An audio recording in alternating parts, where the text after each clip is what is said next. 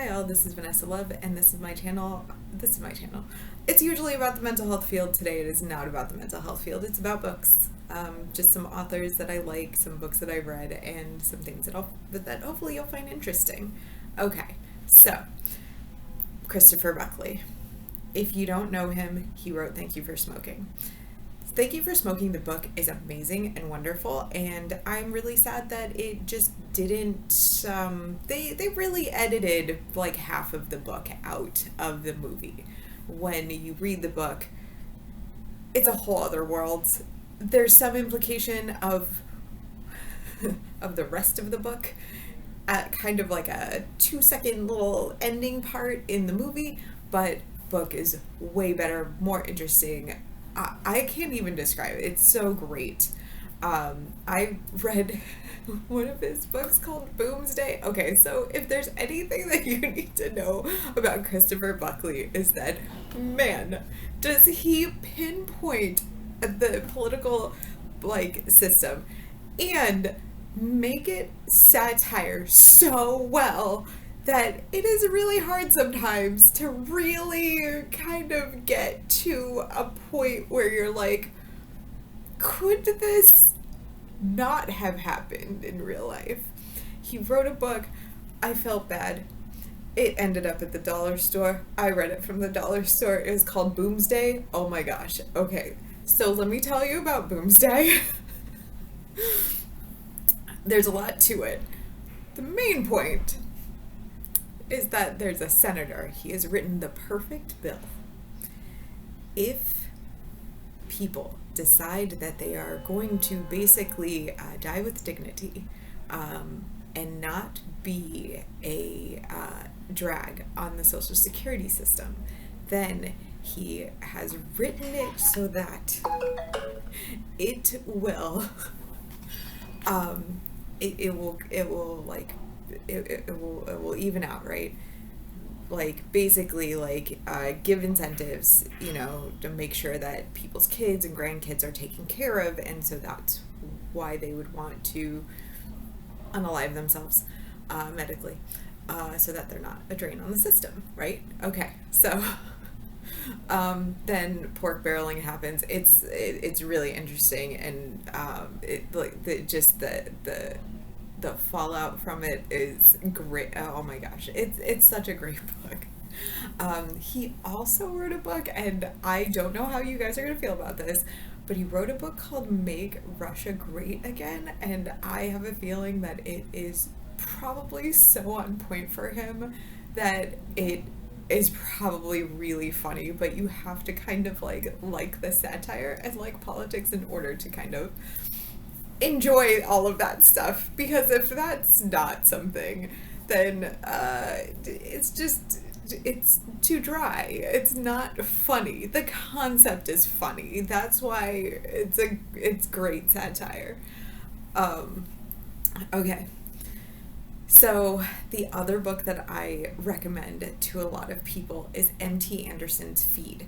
Now, Feed is a book that is for young adults, so fairly easy read, not very difficult at all.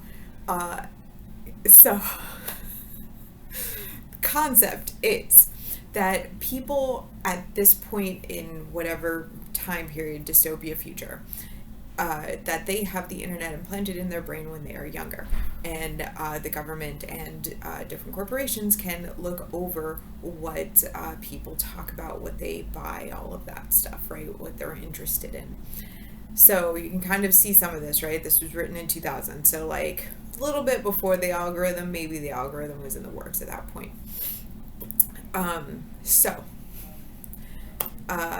There's a lot to this. I'm just trying to stick to the main points.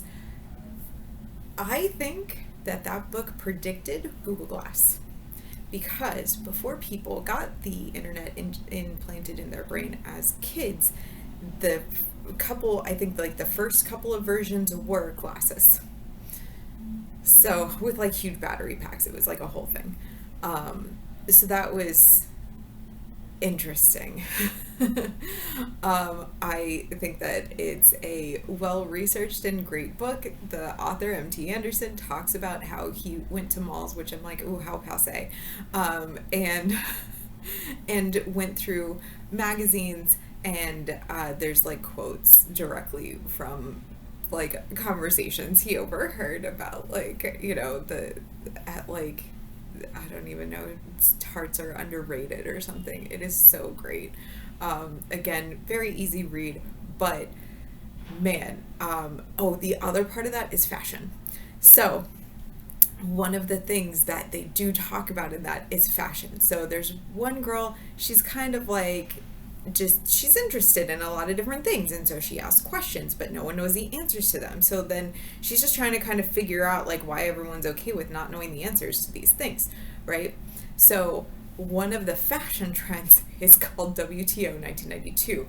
All right, this is again one of those political things where I'm like, you kind of have to know, because if you don't, then like you have the same question and then you'd be like, well, actually I don't care about the answer, right? Like kind of that, just, it's whatever it is.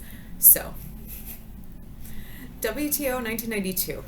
WTO is the World Trade Organization. It's a bunch of basically like world leaders of trade who get together and kind of set the stage for how trade is going to go, basically. People don't like that. It happened in Seattle. Seattle, as you might understand, especially from 1992, kind of a rebellious place to be. Very much like underground, like music, rebel scene, you know, all of that stuff. So there was a lot to that protest, and it was violent. And so to have something in fashion called WTO 1992, it just like, it's fashion without context. But it's such an interesting part of fashion, right? Like we don't, like there's things that are questionable, but we just don't think about them, which I think is again one of those things that's just amazing, that you can definitely like get into, and luckily we have YouTube now, so we can, you know, go into it. So yes, there are some aspects that I just really appreciated about that book. So I am very much into John Irving books. I think that The Cider House Rules and The World According to Garp and A Widow for a Year are wonderful books. He definitely puts himself in there, which is interesting. There's definite themes to all of his books. There was a review that was on A Widow for 1 Year. Sorry. And it was like, this guy talks about sex workers, he talks about like cheating on people, he talks about this, and I'm like, so basically you don't like John Irving books. And like, if you know anything about John Irving books, everything ticks. Like it's one of those things. John Irving, what I like about him is he can expand on anything and everything, because I don't think that he feels like he has a limit to how much he should or could write. And one of the terrible author, my least favorite author, they don't have that. I'll expand on that, but yeah, they don't have that. But like, I appreciated his work because he's just like, let me tell you about this guy's life story, like The World According to Garp. And he like goes into all sorts of things about Garp's mom and her history, and then like just all of these other things where you're like, yeah, well, yeah, okay, all right. Yeah, there's a lot. There's a lot of different themes. I kind of don't want to ruin it for you if you haven't read him. I mean, I would probably either start with Cider House Rules or The World According to Garp. I know that both have movies. The movies are obviously very different I couldn't watch The World According to Garp. I was about to watch it right after I had finished, I think, the first time reading The World According to Garp, and I was like, oh, no, I can't, no. And so I just, everything was shattering my perception of what Garp looked like and how he acted, and I just couldn't. And I know that it's a Robin Williams movie, and it's interesting, and there's a lot that I'm like, at some point, I guess I'm gonna have to watch it, but also I hear that there's a lot of interesting characters, just like in the book. I'm gonna guess that it's very much shortened down to kind of highlights. I mean, again, John Irving has no problem with just going through the whole life of someone, and it's just very interesting. Let's see. There's so many different themes to go into that, with just like, again, with the following blindly without context, and like people who are like figures not really wanting to be like, you know, in the limelight, like they're just trying to live their life. It's a whole thing like that happens at least twice in The World According to Garp. Also, the other thing about John Irving books is you will be reading another book inside, or another short story inside the book at some point. I think that happens in at least The World According to Garp and the Widow for a Year. A Widow for a Year. It's funny. It's just something to prepare for. The World According to Garp definitely has me crying. Sometimes it's just knowing what's gonna happen, you know, like, and you see it coming, and it's sad.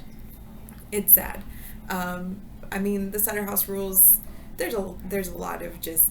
It's a sad story. It's a sad story. Like I mean, all of it. I'm like his friend, the cider house, the other stuff, all of it. Just sad. Just sad. Yeah, so just letting you know that ahead of time. Okay, so I know that I just talked about 3 male authors, so I do want to talk about my least favorite author is Alice Hoffman. Alice Hoffman wrote Practical Magic. I think that probably the movie, I have not read Practical Magic. I read The Summer of Magic, and whatchamacallit, and I think that if her writing is anything like I suspect that it is terrible without much expansion on anything, she does not feel like she has words. So, like, I feel like she's just not expanding on anything. That, like,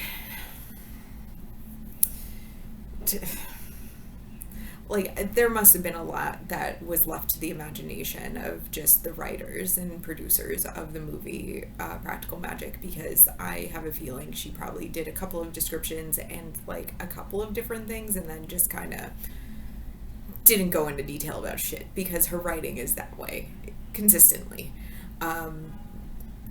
Years go by in sentences. So in The Summer of Magic, which I think is what it's called, I would put it on my memory. I didn't like it. So it's about, if you know Practical Magic, it's about the aunts as they're growing up and like hanging out basically in like the late 1960s in New York, and then they go back to the house. So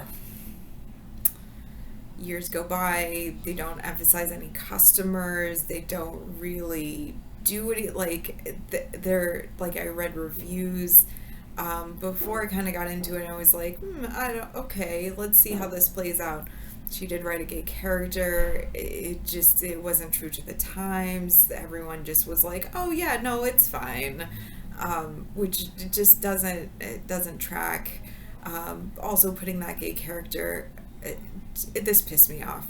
Putting that gay character at Stonewall, like, are you fucking kidding me? Like, I was so mad. I did a whole video on it and then just never posted it because I was like, who wants this fucking shit? I just don't think it's good writing. Like, I think I got an example of her writing, like a short, essay, and it was the same shit. It was just like, yeah, Sarah doesn't like her dad. doesn't like her mom either, you know, and it was like, could you expand on any of this? Because, like, you're saying that she's a daddy's girl, but then, like, just not really talking about how she doesn't. Why are you writing? Yeah, it's terrible. I hate it. Like, I think I just kind of got to a point where I had to put that book down, and I never intended on picking it up again, so I just removed it from my Kindle library. I'm good. So, I do want to say, there is this author, and I think she is great. So, Campbell Williams. She's a local writer to New London. She's mixed race. She is from generations of mixed race people, and oh my God. Oh, let me tell you, the Legacy One, Summer of Tsunami, it is so fucking well written. It is so well written. Oh my God. Everything tracks so well. And, like, just the treatment between the whites and the blacks. Like, it is so cool. Like, to just, like, have someone who writes that well. This is a friend of mine, and so I'm always kind of reluctant to read, like, friends' writings, because I'm like, if it's the same as Alice Hoffman, what am I even gonna say? Like, that was great. I'm glad. Thanks for sharing. Yeah, I'll write a review. It was great. Thanks. But, oh my God, this book, it was so good. I cannot wait. There's 3 books in the Legacy trilogy, and I'm like, I cannot wait to, like, read what I'm reading now, because I wanted to read something for, like, kind of clients, I guess. I'm reading the Overachievers now. And I cannot wait to get back to Legacy 2. So, or Legacy Book 2. I am just so excited. Again, really well written.